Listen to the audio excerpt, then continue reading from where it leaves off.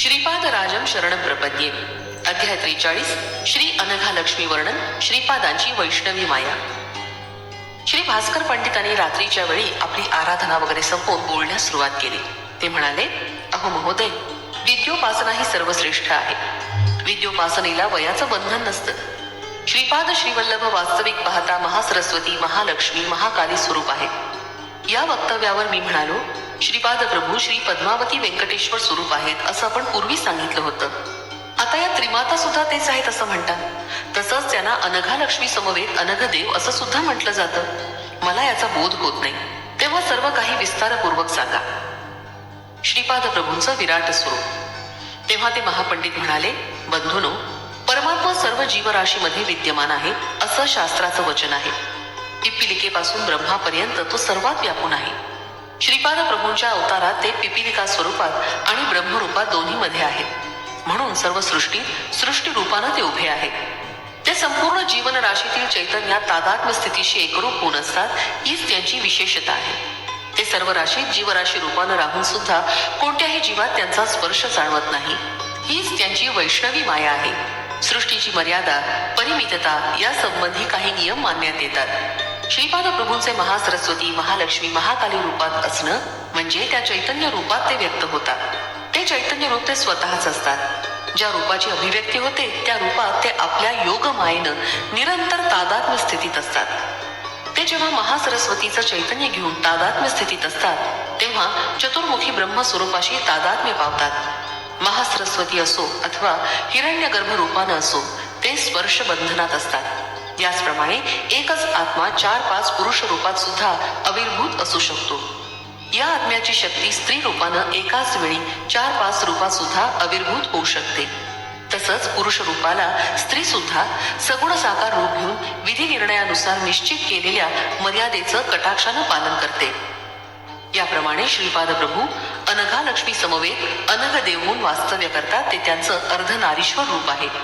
सध्या ते श्रीपाद श्रीवल्लभ रूपानं यतीश्वराच्या रूपात आहेत। सगुण साकार रूपातील मर्यादा, परिमितता ते न चुकता पाळतात, ही धर्माची सूक्ष्मता आहे। धर्म वेगळा आणि धर्म सूक्ष्मता वेगळी असते। श्रीपाद प्रभूंनी दिव्य अनुभवांचा विशेष वर्षाव करण्यासाठी सृष्टीरूप धारण केला आहे। सृष्टीत असलेल्या तादात्म्य स्थितीमुळे मानवाला त्वरित गती मिळू शकते, हे त्याचं तात्पर्य आहे। श्रीपाद प्रभू जप, ध्यान, तपस्या करीत आणि त्याचं फल स्वतः न घेता सृष्टीला देत। भक्तांची आधी व्याधीतून सुटका करण्यासाठी ते आपलं तपोबळ वाहून त्यांची कर्मबंधनातून सुटका करतात। जगन्नाथ आपल्या 4 शक्ती महासरस्वती, महालक्ष्मी, महाकाली, राजराजेश्वरी या विश्वातील दैवाभिव्यक्तीसाठी, विश्व परिपालनासाठी आविर्भूत करतात। अंबिका देवीला 3 स्थिती असतात: अतीत स्थिती, विश्वस्थिती, शक्ती स्थिती। सृष्टीचं कार्य चालण्यासाठी पराशक्ती अतीत स्थितीत असते। परमात्म्यात असलेल्या अनंत सत्यांना ती आपल्यात आकर्षित करून आपल्या चैतन्यात मिसळून त्यानंतर सृष्टीत जन्म घेते।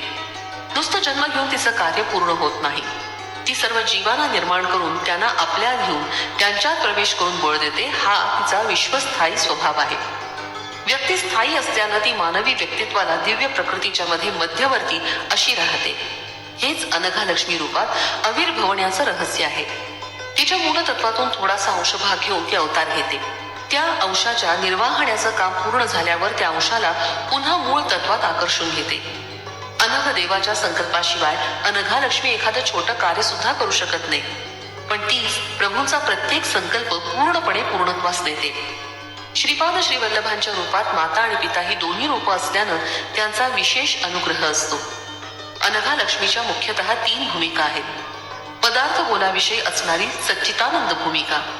या भूमिकेत या ठिकाणी अनंत अशी स्थिती, अनंत अशी शक्ती, अनंत असा दिव्य आनंद भरून असलेले लोक असतात। या भूमिकेतून या जीवाचं वर्णन करण्यास शब्द असमर्थ ठरतात। या सच्चिदानंद भूमिकेत खालच्या स्थितीत परिपूर्ण असा दिव्य चैतन्य सृष्टी लोक आहे। या भूमिकेत अनघा लक्ष्मीची दिव्य चैतन्य महाशक्ती असते। वेदामध्ये या विश्वाचं महाश्लोक असं वर्णन केलं आहे। या लोकातील कर्मांना अपयश नसतं। प्रत्येक प्रक्रियेत ज्ञान, शक्ती, प्रयत्न न करता परिपूर्णतेस जाते। इथं दिव्य अशा आनंदाचा अनुभव निरंतर येतो। इथं असत्य, बाधा, दुःख, पीडा यांचा संपूर्ण अभाव असतो। या भूमिकेच्या खाली एक अज्ञान भूमिका आहे. येथील जनसमुदायात अज्ञान असतं. येथील लोकांमध्ये सुद्धा मन, जीव, शरीर असतं, परंतु त्यांचा अनुभव अपरिपूर्ण, परिमित आणि वैफल्यानं युक्त असतो. राजराजेश्वरी महिमा. राजराजेश्वरी चैतन्य मातृमूर्तीमध्ये अनंतमयी करुणा ओतप्रोत भरलेली आहे. सर्व भक्तगणांना ती आपल्या बालकाप्रमाणे मानते. प्राणमयी, मनोमयी भूमिकेत अज्ञानी असणाऱ्या जीवांना असुर म्हटलं जातं. ते भित्रे, आत्मनिग्रही आणि तपस्वी असलेले अहंकारी असतात. प्राणमयी भूमिकेत अधिकारी पक्षात असलेल्यांना राक्षस म्हटलं जातं. त्यांची शक्ती अचाट असून त्यांचे भाव प्रचंड आणि तीव्र असतात. याशिवाय काही खालच्या स्तरातील निम्न प्राणमय भूमिकेत असणारे जीव असतात. त्यांना पिशाच किंवा प्रमादी असं म्हणतात. ते कोणतंही असुरी रूप आणि वेश धारण करू शकतात. खरं पाहता पिशाचही कोणी व्यक्ती असू शकत नाही. केवळ एखादी इच्छा किंवा दुराशा अपूर्ण राहिली असता ती मनाचं काल्पनिक रूप असते. राक्षसांना बलवंत अशी प्राणमयी स्थिती असते. त्यांना मन असं काही नसतं. जे दिसेल त्यालाच घट्ट पकडून धरण्याचा ते प्रयत्न करतात. कालीमातेचं रूप आपणास काळ्या श्याम अशा प्राणमयी स्थितीद्वारा दिसणारं रूप असतं. काली म्हणजे विध्वंसक शक्ती असते. सर्वांना दुःखी कष्टी करून त्यांची छिन्न भिन्न अवस्था करणारी ही अज्ञानी प्रकृती शक्ती आहे. महाकाली ही उन्नत भूमिकेत असते. ती साधारणपणे सुवर्ण रूपात असते. ती राक्षसांना महाभयंकर स्वरूपात दिसते. राजराजेश्वरी विवेकाची प्रतिनिधी आहे, तर महाकाली बलशक्तीची प्रतिनिधी आहे. या मातेमध्ये विनाशाची अफाट शक्ती असते. ही शक्ती प्रकट झाल्यास विनाश आणि संघर्ष करूनच शांत होते. महाकाली ही काली मातेपेक्षा वेगळी देवता आहे. ज्यावेळी साधकाला आपल्या साधनेत विघ्न आल्याचं समजतं तेव्हा त्यानं आपल्या अंतरंगात असलेल्या महाकाली शक्तीला आवाहन करावं. असुरी, काली, श्यामा, महाकाली इत्यादींचं स्वरूप. काली, श्यामा या आद्य प्राणशक्ती होत. काली ही विध्वंसक शक्ती होय. महाकाली ही सुवर्णवर्ण आणि असुरांना महाभयंकरी अशी आहे. राजराजेश्वरी विवेकाची स्वामिनी, तर महाकाली बलाची स्वामिनी आहे. महालक्ष्मीचं सौंदर्य अप्रतिम असतं. विवेक आणि शक्ती संपूर्णपणे मिळवण्यासाठी सौंदर्य असणं आवश्यक आहे. हे नसल्यास आपल्या प्रयत्नांना पूर्णत्व येत नाही. परंतु काही काही ठिकाणी एखाद्या प्रकारची समतोल अवस्था असते. यावेळी आपणास ती परिपूर्ण वाटते. यापेक्षा थोड्या उन्नत अवस्थेत पोचल्यावर पुन्हा तिथं आपणास नवीन परिस्थिती अनुभवास येते. त्यांना अनुसरून नवीन समतोल स्थिती प्राप्त होते. ही अवस्था आपणास परिपूर्ण वाटते. या अवस्थेची महालक्ष्मी प्रतीक आहे. विवेकामध्ये परिपूर्णता येऊन बल आणि शक्तीमध्ये परिपूर्णता न आल्यास पूर्वसिद्धी अनुकूल नसते. याच कारणानं परिपूर्णता साधण्यासाठी विवेक, बल, सौंदर्य आणि परिपूर्णता या 4 गुणांची आवश्यकता असते. मनुष्याला गूढ असलेलं रहस्य म्हणजे दिव्य सामरस्य पूर्ण सौंदर्य. हे संपूर्ण विश्वाला व्यापून असणारा चिद्विलास आहे. केवळ महालक्ष्मीच्या अनुग्रहानं या विविधतेने नटलेल्या सृष्टीतील वस्तू, शक्ती आणि जीवजंतू एकात्मतेनं राहतात. या एकात्म स्थितीतच त्यांना आनंदाचा लाभ होतो. ती विविध प्रकारच्या वस्तू, शक्ती आणि जीव यांची लयबद्ध आणि रूपबद्ध वाढ करते. महालक्ष्मी परमप्रेम आणि परम आनंदाची आदी देवता आहे. त्याचप्रमाणे लक्ष्मी ही भौतिक वस्तूंच्या संचयाची प्रतीक आहे. महालक्ष्मी म्हणजे भौतिक वस्तू, जीवशक्ती यांना दिव्यानंदाच्या साम्राज्याकडे वळवून दिव्य जीवनाचा आनंद प्रदान करणारी महाशक्ती आहे. अनघा लक्ष्मीची शक्ती पूर्णतः प्राप्त करण्यासाठी विवेक, बल आणि सौंदर्य याबरोबरच कर्मामध्ये सुद्धा कौशल्य असावं लागतं. वेदामध्ये सरस्वती मातेची प्रशंसा आहे. दशविद्येमध्ये तिला मातंगी म्हणतात. तिची वैखरी वाणी असते. महासरस्वती निराळी असते. दिव्य नैपुण्य आणि आत्मचैतन्य कर्माचं महासरस्वती प्रतीक आहे. या महामातेच्या करुणेनं आणि कृपा प्रसादानं आपली इष्टकर्म पूर्णत्वास जातात. तिनं प्रसादिलेल्या दिव्य ज्ञानामुळं आपली कर्मसिद्धी होण्यासाठी उपयोग होतो. आत्मचैतन्याचा अन्वय कसा करायचा याचं ज्ञान होतं. अनेक शक्तींच्या सामरस्यानं आनंदाची प्राप्ती कशी होते हे कळतं. परिवर्तनता, परिपूर्णता यासारख्या अतिदुर्गम अशा विषयांबद्दल तसंच अतिसूक्ष्म विषयाबद्दलचं ज्ञान महासरस्वतीवर दृढ श्रद्धा ठेवल्यानं आपणास प्राप्त होऊ शकतं. हे श्रोत्यानो, आनंद हा परमेश्वराशी संबंधित विषय आहे.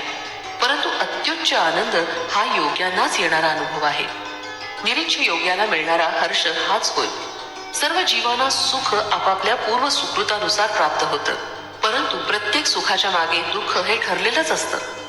अनघा देवीच्या व्रताचं दत्त भक्तांकडून आचरण. श्री अनघा देवीचं रूप हे लक्ष्मी देवीचंच प्रतिरूप आहे. तिच्यामध्ये राजराजेश्वरी, महालक्ष्मी, महाकाली या देवतांची लक्षणं ओतप्रोत भरलेली आहेत. श्री अनघा देवीचं एक विष्णू रूपही आहे. त्याच्यात परमेश्वराची, दत्तात्रेयाची लक्षणं परिपूर्ण भरलेली आहेत. यामुळेच अनघा देवीच्या आराधनासमवेत विष्णुरूप अनघाची आराधना केल्यास सर्व फलप्राप्ती होते. अनघाष्टमी हे व्रत दत्तभक्तांना अत्यंत आदरणीय आहे. या व्रताच्या आचरणानं सर्व सुखांची प्राप्ती होते. श्रीपाद प्रभूंची महती, दत्त आराधनेचं महात्म्य. हे श्रोते हो, श्री अनघा देवीच्या समवेत असणारे अनघरूप विष्णू म्हणजे श्री श्रीपाद प्रभूंचा अवतार आहे. हे सर्व सामान्य जनांच्या भौतिक, मानसिक आणि आत्मिक चैतन्याच्या अत्यंत निकट असतात. ते सर्वगामी असून भक्तांच्या हाकेला तत्काळ धावून येतात. ते आपल्या भक्तांची आणि आश्रितांची दुःख नष्ट करून त्यांना सुखाची प्राप्ती करून देतात. दशमहाविद्यांची आराधना केल्यानं मिळणारं फळ केवळ श्रीपादांची किंवा दत्तात्रेयांची आराधना केल्यानं तत्काळ प्राप्त होतं. दुसऱ्या देवांची श्रद्धाभावानं आराधना केल्यास इष्ट फलप्राप्ती होते. परंतु श्री दत्तात्रेयांची आराधना तत्काळ फलदायिनी आहे. दत्तात्रेय हे सर्व देवांचं स्वरूप असून ते चतुर्युगातील महान अवतार आहेत.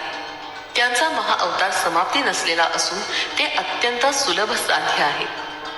श्रीपाद चरित्रामृत लीला हे शंकर भट्टा, तू रचना करीत असलेल्या पवित्र ग्रंथाचं महापुरुष आणि महायोगी सुद्धा अध्ययन करतील. ते त्यांच्या संबंधित व्याकरणानं त्याचा अर्थ लावतील.